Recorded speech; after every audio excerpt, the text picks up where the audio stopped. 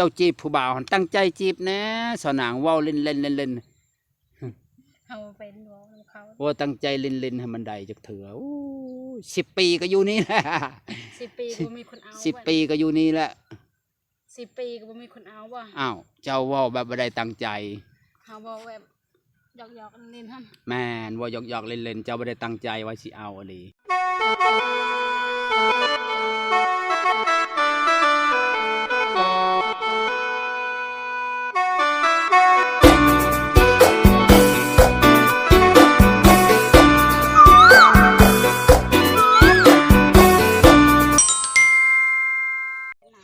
ตอนนี้เพิ่นก็จิปลูกแล้วขุดคุมเรียบร้อยแล้วพี่น้องเพิ่นก็หดน้ำจากหน่อยเพิ่นก็จิปลูกเนาะชาวนางขาดองบ่เอาแล้วผู้ใดมักก็เอาโลดบัดนี้ผู้ใดอยากมักก็มาโลดมาชูแล้วบ่นางมาสู่เอารถมาชูเอาโลดเนาะบัดนั้นค่อยแต่งมือเหือนเนาะสู่30 มื้อแล้วก็มือเฮือนเข้าโหมือเหือนไวแท้อยู่ก่อนว่าปันวันสิเอาทีมันก็ลายพวกเนาะยันติดกันแล้วบ่ผิดดอกเจ้าก็อยู่เฮือนเจ้านี่ได้เฮือนเจ้าก็แล้วแหละเจ้าก็อยู่เฮือนเจ้ากับผัวมาชูก่อนค่อยว่ากันข่าวดองเนาะเวลากินข้าวกินน้ำไม่ใช่อ้าวกินกับข้าวกินก่อนเจ้าก็กินกับผัวเจ้าเด้พอแล้วใส่ลายเดียวกันนี่แหละใส่ผมชมชื่อดินมันเปียกเขาว่าให้จูดเพื่องใส่ก้อนเจ้านางพอมันแฉะคนจักกกนะสองกกนะคุมมันหน่อยก็2 ต้นนี่2 กกแล้วพอดีหบเอาโลดหบอันลายๆแล้วก็ใส่เธอช่องจะใช้ปลูกใบใดเด้ชะนังเอาใช้จะเป็นเลิกแท้จิ้มลงก็เลิกโพดชะนังเวลาเขาจิ้มสิบ่จะไปจกลงเลิกดอกเอาตื้นๆเลยจกลงเลิกโพด2 กกเนาะ3 กกโอ้ยใช้ลายโพดเอาคุมลูกกกละอันนี้เนาะบ่ใช้ต้นหนึ่งช่องอีกต้นหนึ่งมันสิทีโพดเอา3โอ้ยปลูกใบใดน้อยชะนังนี่นะชะนังนี่ใส่น้ำจะหมดนะนี่เอาชำนี่ในช่องคางละต้นนี่ต้นหนึ่งนี่ต้นหนึ่งมันจึงใหญ่ไวอย่าจกเลิกไล่ทางนี้ต้นหนึ่งนี่ไผจะใช้ช่องต้นมันจะใหญ่ติเขาเคยใส่ด้วยค่ะมันน้อยโพดต้นน้อยคุมมันน้อยโพดเนาะคุมน้อยโพดใส่ไปนี่แหละล้างมือปลูกล้างแล้วพวกก็จะค่อยล้างเลยมือคบเอาเป็นอันนั้นเราเป็นกำโลดนางเป็นกำแล้วก็ใส่เป็นต้นคือค่อยบอกฮะโอ้ยเฉพาะว่าจะบ่มีผัวแล้วปลูกพริกก็บ่เป็นเอามือเคี่ยให้มันเพียงก่อนจึงปลูกเคี่ยเป็นมันนะเคี่ยดินให้มันแจบมันเพียงแบบนั้นแหละครับปลูกใช้แบบนี้อย่าใช้เอาแคมไลท์ใส่ขอกโพดเอาจงกลางนี่พอแล้วพริกก็อ่อนปัดคอยเป็ด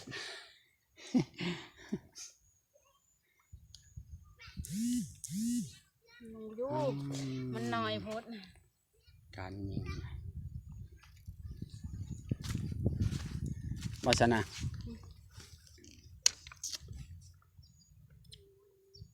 เอาปลูก2 กกมันก็พอแล้วต้องปลูกหลายใส่ช่องต้นไปนี่ไผ่จะไปใส่ช่องต้นนำกันมันก็แยกต้นละวะชาวนางมันทำมันนายทำมันตายมันตายต้นตัวนี้มันก็อยู่ต้นตัวนั้นเด้จะไปใช้ช่องต้นมันนี่มันบ่ใหญ่ไรใช้ต้นไผ่ต้นมันดูกันสิอะไรเขาเคยเด้เคยปลูกเพื่อมันออกลูกออกเนาะมีลายเนาะชาวนางตามใจชาวนางไม่ได้วนละปลูกรถบัดนี้ตามสบายสิปลูกไปได้กับปลูกเดินนางเด้อคือกันก็เอาผัววะมักผู้ใดก็เอาผู้นั้นปลูกไปได้กับปลูกรถคอยไปได้วนแหละมักผู้ใดก็เอาใส่หาต้นก็ได้ชาวนางปลูกเพชรเอาผู้นั้นเนาะคุมน้อยๆใส่แต่3-4 ต้นบนนู้นครับนั่นเขาตายซ้ำเจ้าจิ้มเลิกโพดอย่าเอาเราเลิกไล่อย่ามันเน่าเจ้าจกมือจะหอมไม่ได้ลงเลิกไล่เหนียวจะหา จนว่าเล็บมือโอ้ยเอาตื่นก็ได้หากมันตื่น ตัว ๆ นี้ นะ ก็ จะว่าบักเล็บเลย ถ้ามันหักแล้วนะแต่มัน อืมตายแล้วชะนางปลูกพริกนี่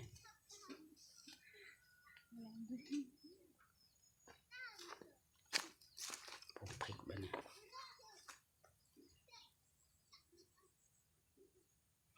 ไม่ใช่นะผู้บ่าวนี่จะเอาผู้บ่าวแบบใด รุ่นแบบใดก็เอาเบิดนะ รุ่นแบบใดรุ่นแบบใด รุ่นอายหรือว่ารุ่นพอก็เอาเบิด รุ่นอายรุ่นพออ ม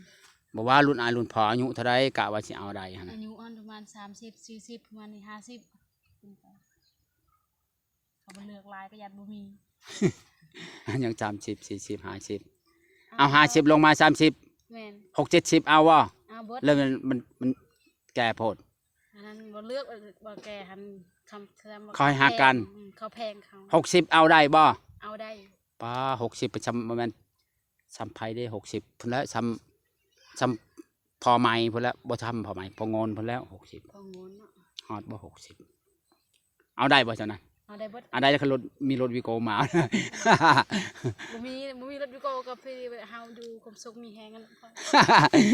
พอ 50ก็เอาคะแนนอยู่แบบมีความสุขบ่นาง แบบ อยู่มีความสุขเนาะ บ่ทะเลาะกันหาหน้าวันนี้นะ ฮะ บ่ทะเลาะกันดุฮะ บ่ผิดเทียงกันเนาะ ไปนำกันกับสุดหนทางไปสิไผจะเอาได้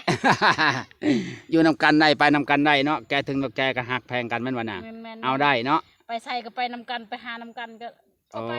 สุดไปหาคุณกระโปรงให้ไปนำบ่ ก็ไปนำกันเลยเนาะ โย่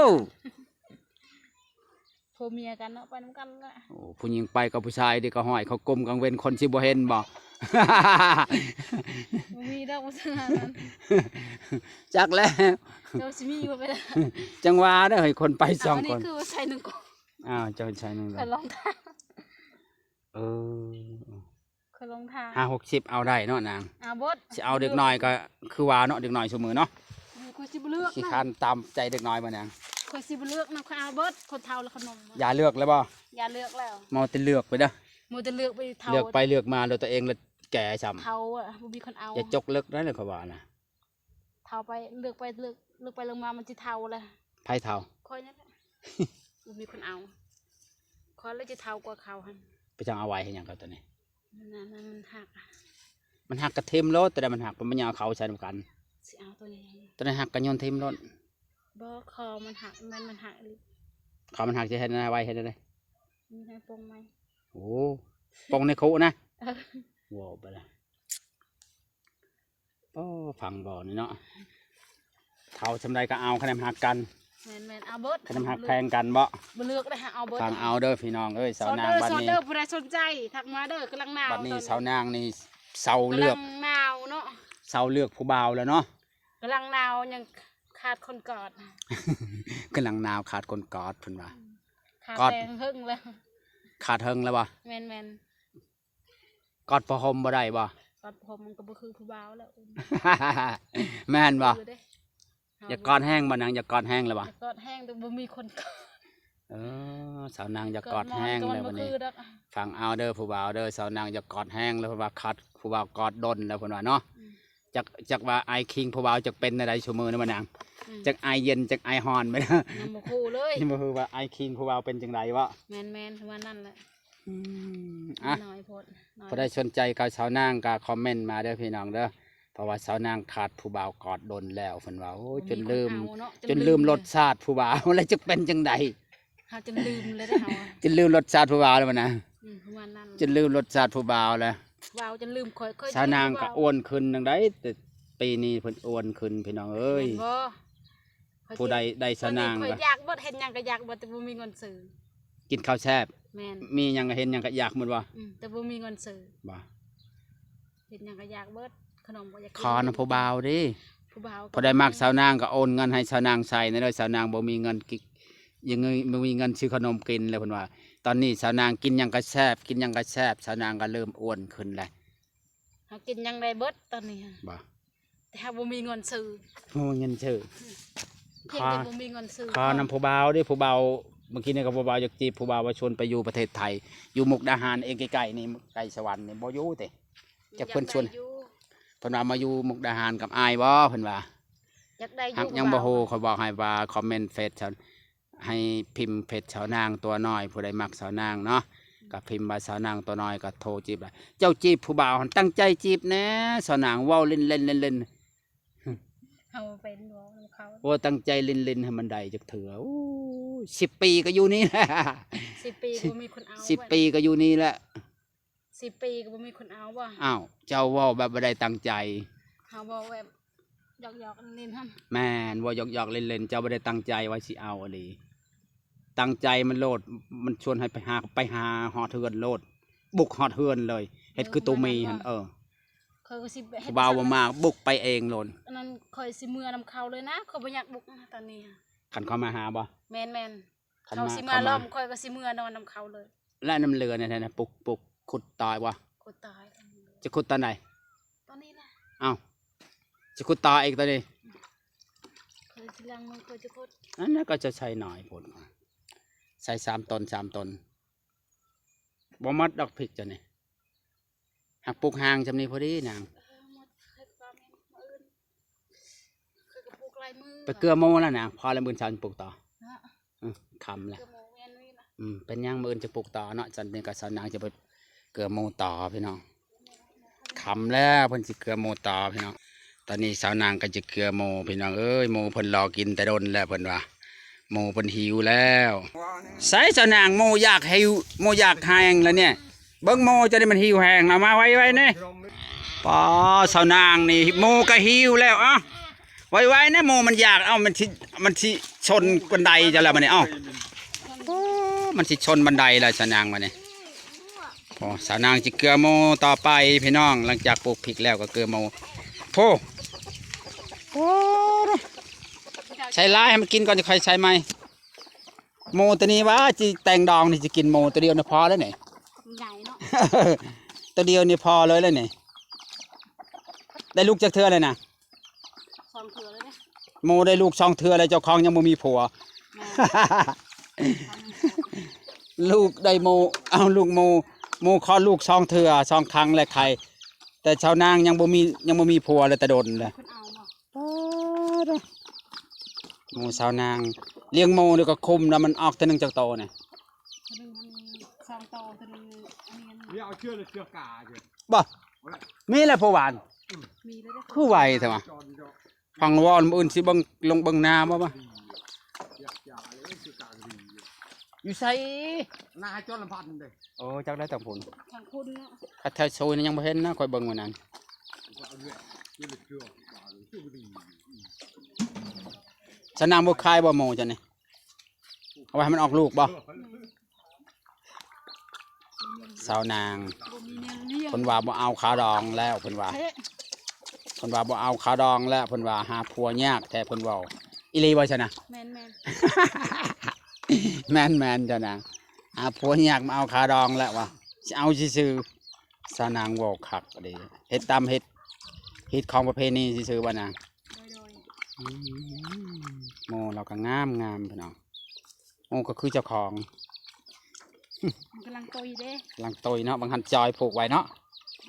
ผูกไว้ตอนเฮ็ดนา ก็เคยว่า โมในเจ้าราคาดีกว่างัวบ่ฮะเนาะ